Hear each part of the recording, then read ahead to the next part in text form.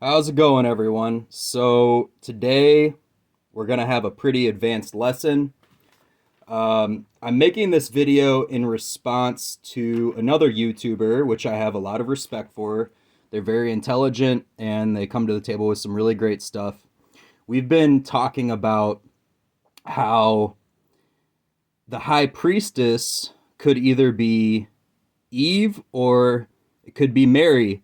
Now, I am in the party of Eve. She is in the party of Mary. That's not to say either of us are right. We both have our own opinions, but like I said, I'm making this video in response to her. Um, Basically, one of her videos that said that the high priestess was Mary. Now, they could be both, but here I'm going to lay it out for you guys why I think that the high priestess is actually Eve. So before we begin, I invite you to subscribe to my channel, like the video, and now we're going to begin. So we're just going to talk about some basics. This is an advanced video, but we're going to talk about some basics. So this is the tree of life, and there's 10 spheres, and these spheres basically represent consciousness coming into reality down here in Malkuth, Earth. And there's an initial emanation, divine connection, and it's thought that above the number one or the initial conception, that there's this thing called the Ouroboros or the Ein Sof, and it's constantly it's like effervescing down into the tree. And the Ouroboros is an ancient symbol in alchemy, in many other different cultures, and it's basically a snake eating a tail, which represents eternity. So just imagine that this eternal power source is constantly eating its tail, and sending energy down into the rest of the tree. Now, I don't necessarily agree with everything on this tree, but this was the best that I could find, or just something that I could find easily to kind of depict what I'm trying to show here. So initially, the Ouroboros made number one, and the number one expanded into Hokmah. It became active. It was an expansive force. And the path we have here is the Fool, so zero, or, whatever you want to, Aleph. And then the expansive force needed a counterpart, so it started to contract, and these two were expanding, contracting, expanding, contracting, expanding, contracting. And eventually, what happened is in the path in Gimel, it permeated this line called the abyss. So the abyss sits right here, okay? The abyss sits right here in between Gevurah, Chesed, and it's right here. And as you can see, there's this invisible sphere called the sphere of Da'at, which represents knowledge. So the path of Gimel in Hermeticism, or the Hermetic Kabbalah, sits right here. And it falls down into Tifereth, which is basically the center of the tree. So Gimel represents the bridge. It means to nourish, to wean, and it also means camel. So what we can denote is passage of energy, the movement of force, okay? Now, in tarot, Gimel is represented by the High Priestess, okay? Now, the path of Gimel passes through knowledge, okay? So in the Bible, in the story of the Bible, it said that Eve ate from the tree of knowledge. So Gimel passes through the sphere of knowledge, okay? Now, for those of you that aren't familiar, she ate the fruit of the tree that was the serpent. So imagine that this serpent force broke its energy between, here we go, here we have the feminine principle and the expansive principle. The head of the snake is eating the tail, okay? So the mouth could represent the feminine principle, the tail could represent the masculine principle, or vice versa, however you want to look at it. And so the tree, the Eve ate from the tree and broke the snake. The snake broke open and it emanated downward into the center of the tree. Okay? So basically, the eternal was broken for a split second, that balance between expansion and contraction, and fell down from the tree into the center of the tree. So Gimel breaks the abysmal line and the duality of Chokmah and Bina. And Gimel is the bridge, and it creates a conjunction to the center of the tree, which ultimately creates all these other emanations, okay? So here we have knowledge. Gimel passes through knowledge, and Eve was the first one to gain knowledge of what it's like to be God, to know what is right from good, to know other things besides what Eden is. So we can imagine that this abysmal line is Eden, okay? And Gimel passed down through that abyss of Eden. All right. So we're going to look at a couple of images of the High Priestess. So this is the Rider-Waite High Priestess. And I'm gonna see if I can put up a couple more up here for you guys so we can get a nice comparison. So we have the Rider-Waite, we have the BOTA Tarot, which I highly recommend, and we'll also throw up Mr. Crowley's High Priestess as well. So first, I want to bring attention to how the High Priestess sits on a cube. Okay, and in Hermeticism and in Jewish Kabbalah, it's thought that the cube represents form. It represents the beginning of the material world. Okay, there's this thing called the cube of space, and it represents how our reality is held together. So first, I want to bring our attention to the cube and how in the BOTA version and the AE Waite version, she sits on a cube. So she sits on how form is held together, okay? So that represents the material world, and her waters are flowing over the material world. Now, in the Crowley deck, he depicts it a bit differently.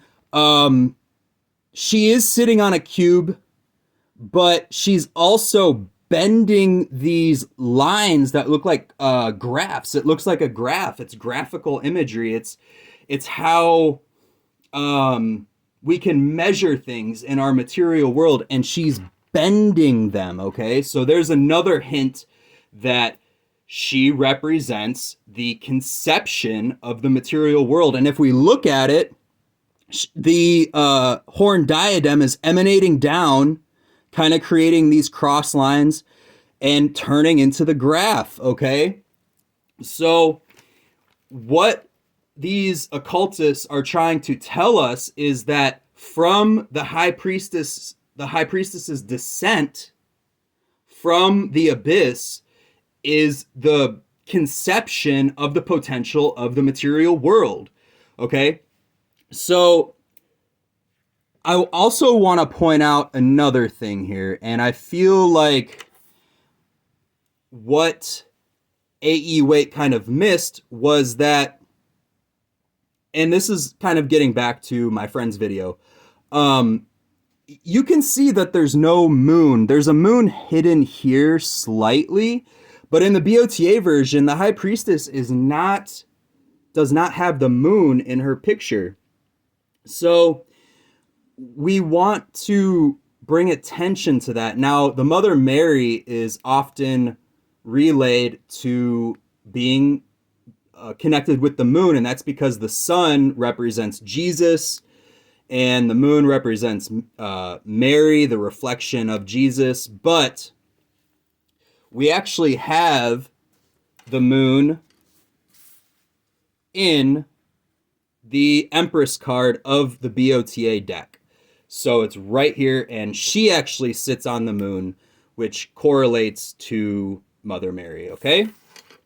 So basically, Eve created the material world from the fall of Eden. She was, getting back to the story, sent out from heaven or, Eden or whatever you want to call it into the material world, penetrating the abyss and coming into reality.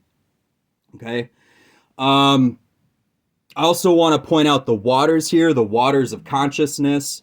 Now, consciousness knows formation. It knows how to drive. It has a will to it. So there's also that. All right. So now, just to make this video a little speedy, we're going to get into a little bit of this thing called gematria. Oh, before I continue, I want to show this. We actually have the moons again in the Aleister Crowley Empress card. Okay. So let's start with a little bit of Greek. Okay. So in Greek, to spell Eve is E epsilon Y upsilon and epsilon. In Greek, there is no V. It's V and Y are synonymous with each other. Okay. So now epsilon equals 5. But in modern mathematics, epsilon means close to 0.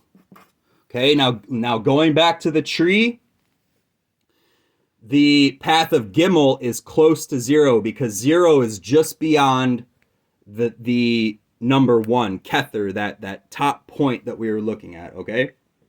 So now upsilon is related to 400, okay? Its numerical value is 400. Now, 400 in Hebrew is related to the letter Tav, okay? Which means the mark. It also is associated to the powers of Saturn, and it's also associated to contraction and restriction.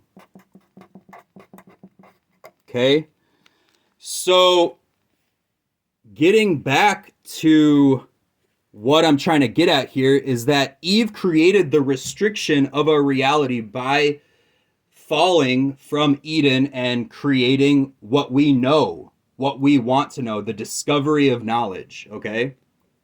Now, that also is the world card. The world. And Eve fell from Eden and conceived our reality, which ultimately created the world, okay? Now, one last thing I want to bring to our attention before we move on. In the BOTA and the Rider-Waite deck, she actually has a mark, okay, on her chest, which means Tav, okay? So, now we're going to do a little math here. So we have the numbers 405. 400 divided by 5 equals 80. Now, 80 equals the letter Pe, which in the tarot is the tower. Okay, now, here we go. The tower. It's people falling from a high place. It's literally depicting the fall of Adam and Eve. We even have a masculine and a feminine character here. Okay? So it also means, Pe also means speech. Actually, excuse me, the mouth. It doesn't mean speech, but it means the mouth, which gives us speech, okay? So when Adam and Eve fell, they had the ability to speak and to know from right and wrong. All right. They were sent into a test. All right. Now, what makes this even more interesting is that the tower is number 16 in the tarot. And I did a calculation with a gematria calendar, and 16 equals the cage. So everything about this is constriction, is to fall, is to be trapped. And we are trapped in the material world. Okay? So one last thing I wanted to point out. I mean, I could go on and on and on and on why I think that the High Priestess represents Eve. One last thing. So you can check all of my gematria. Go to gematrix.com. Now, 400, I found, also means the demonic snake. Okay? Now, the snake on the tree tempted Eve to leave Eden. So, in conventional spirituality, it's quote unquote demonic. Okay? And this is also called in Hebrew the Leviathan. I might be butchering this spelling, but the Leviathan. And it means, in Hebrew, Leviathan, it means to join, to twine. Now, when Adam and Eve fell, they were joining and twining the spiritual world to the material world. Okay? Another interesting translation I found was of Leviathan was the wreath of the serpent. Okay?